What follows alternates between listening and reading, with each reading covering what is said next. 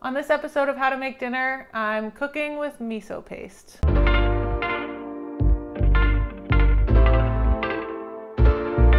Miso paste is a fermented soybean paste. Comes in a thing like this. And there are tons of different shades of brown that you can get. Some are more reddish, some are more kind of like blonde. And it all depends on how long it's aged and certain other factors. Like for example, this lighter colored one is made with white rice, whereas this darker colored one is made with brown rice. So there are quite a few different factors. I'm not by any means a miso expert, but I do like cooking with it a lot. Most of us are familiar with miso paste from eating in Japanese restaurants probably, and drinking miso soup, drinking. But surprisingly enough, based on my very quick internet research, miso actually originated in China and was brought to Japan 1300 years ago by Buddhist priests. Like pretty much all fermented foods, miso paste is loaded with beneficial bacteria and is really good for your gut health. So that's nice.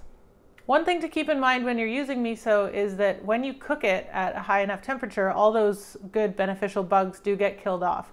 It's not something that I would avoid at all costs, but it's just something to keep in mind. If you can avoid heating it too much, then that's kind of a nice bonus. Today I'm going to show you a few ways that I like to use miso in my everyday cooking. None of these ideas are traditional in any way, but they're very delicious, all of them, every single one, I promise. Recipe number 1 is this creamy miso noodle soup.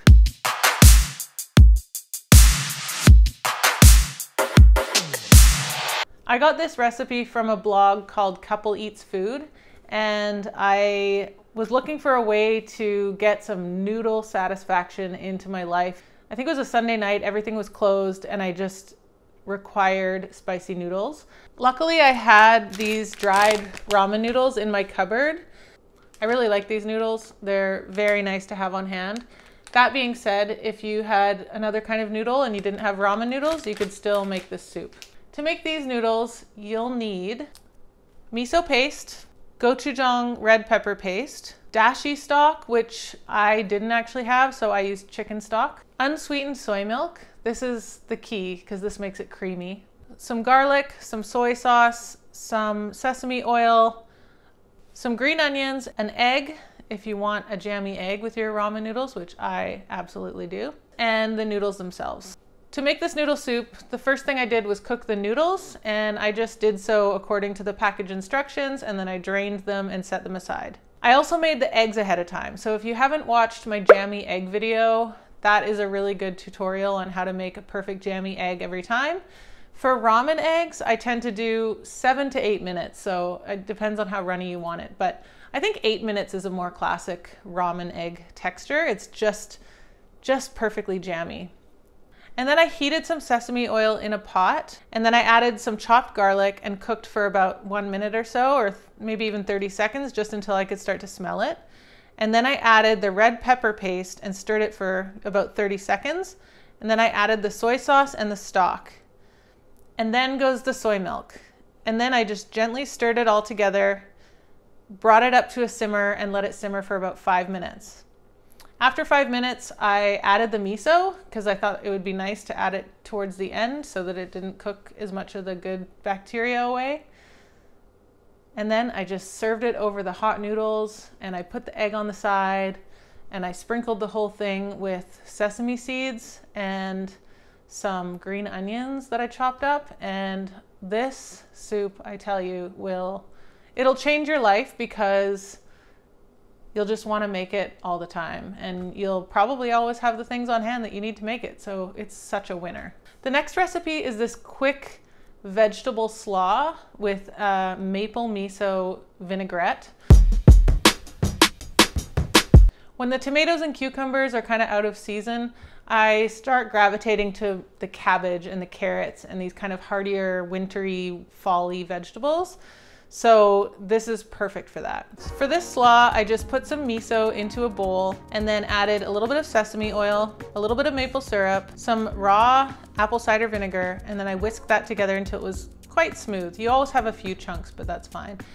And then on my microplane, I grated some red cabbage and some green cabbage, and a carrot. And here you could add really anything. You could put kohlrabi into this. That would be really nice. You could use broccoli too. And then just toss that whole thing together until it's really well coated. And then just pile it on your plate. And I like to top it with a bunch of pumpkin seeds. You could use any seeds, of course. And that dressing, by the way, if you don't want to use it for the slaw, that just makes a really good dressing for so many things. So that's a great one for your back pocket. Next up is miso on toast. I love Marmite on toast, okay? I'm a Marmite lover. I love the stuff. I love salty things on toast. And miso is a salty thing on toast, or at least it can be. So all I'm gonna do is take some toast. This is a nice sourdough, and I'm gonna put quite a bit of butter on it. And yeah, maybe I toasted it a bit much, but that's okay. And then I'm gonna take this fresh, unopened container of this darker miso and spread it on my buttery toast. It's not silky smooth. It's got little bits of soybean in it, and that's okay. It's so good. This is like Marmite toast, but probably a little healthier because miso's so good for you, but also it's just so satisfying. Look at that.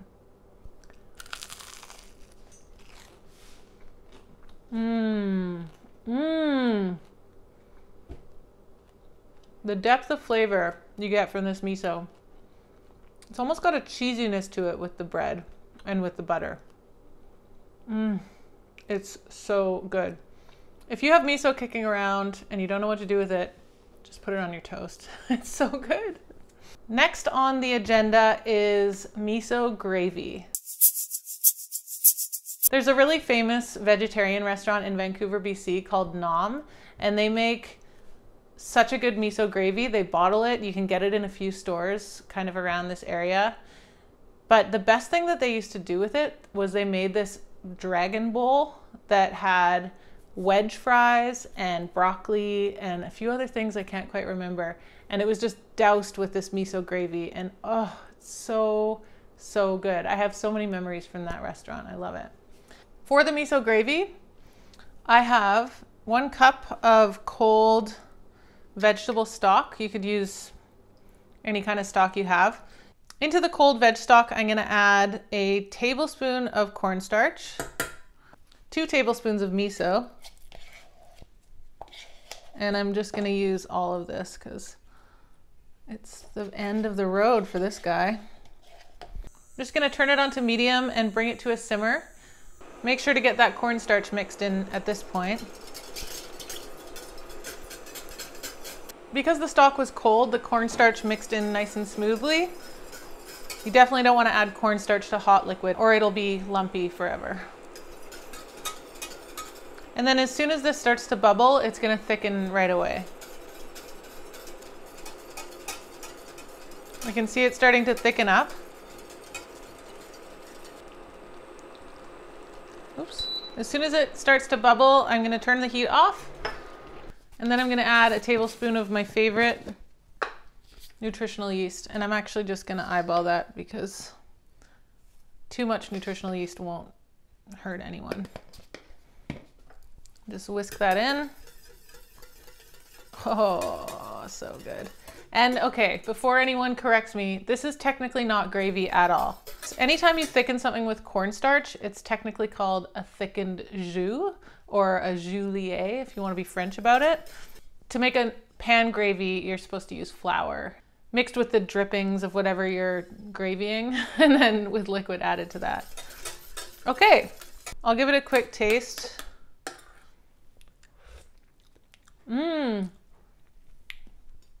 If at this point you think it still needs salt, the miso's salty, but it sometimes needs a little bit more. You can always add a splash of soy sauce, and that also helps with the color. Helps with that gravy tone. So good. So what are you gonna do with this now? Use it on anything that you would use gravy with. My personal favorite is definitely with oven fries. So I'm just gonna get a big old plate of roasted oven fries. I've used some red skinned potatoes here with some herbs and some maybe probably a little bit of garlic powder and salt. And then I'm just gonna dunk them into my miso gravy and have a bit of a time. This next one is really quite special. I didn't know really how special it was gonna be until I made it. And it's a really good one. So it's miso chocolate chip cookies. And with these ones, I added a little walnuts because the cookie eaters in my household wanted walnuts, me included. So there's no argument.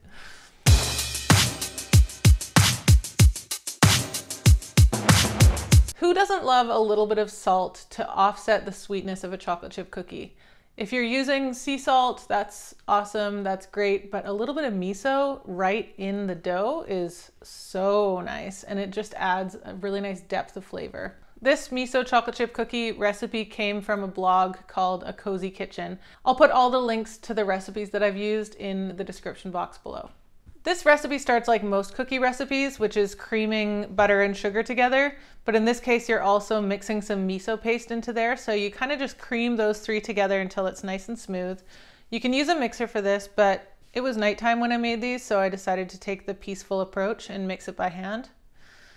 After a few minutes of kind of mashing and creaming, you'll end up with a smooth, buttery, sugary, miso-y paste. Add a splash of vanilla and an egg, and then mix that together until it's smooth again. And then it's time to bust out your scale with a sieve placed on top. So much easier than using measuring cups. And then just throw in the flour and the baking soda and then sift that in.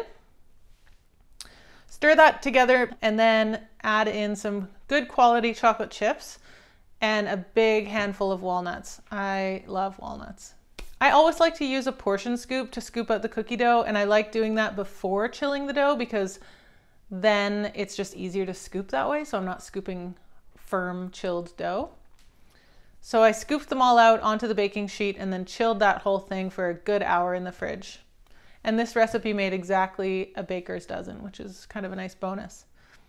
Once they were chilled, I preheated the oven to 350 and fired them in, and they took about 13 minutes, which I thought was just perfect. They were the perfect amount of chewy on the inside, a little bit crispy around the edges, and not underdone totally, but not underdone, you know?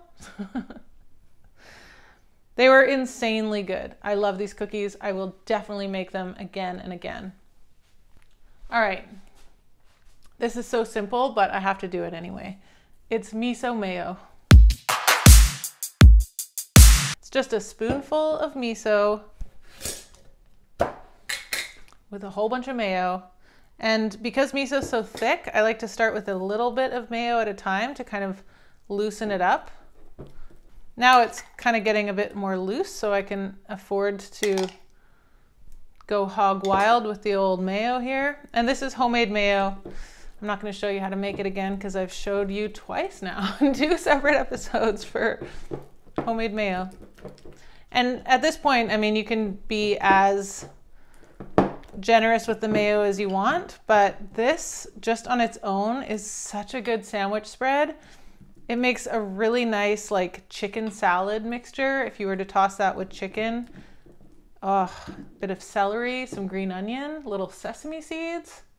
Really good. I might add just a bit more mayo to this. Anyway, you get the point. You just have to add enough mayo until it tastes good. Maybe I went a little crazy on the miso at the beginning. It's more like a teaspoon of miso to all this mayo. Ooh, you could dip your potato wedges into this too. Speaking of stirring miso into anything, like a little bit of miso into your mayonnaise, you could stir a little bit of miso into really anything to make it taste better. I've seen people stir miso into their tomato sauce, which is pretty awesome.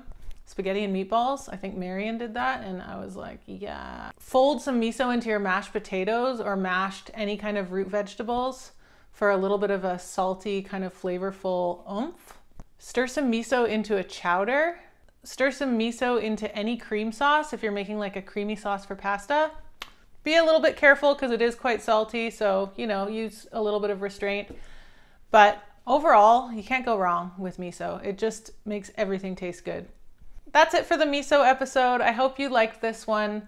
And thanks so much for joining me, and thanks for all the liking and the subscribing and the sharing that you do of my videos. I really, really appreciate it. And I look forward to seeing you next week.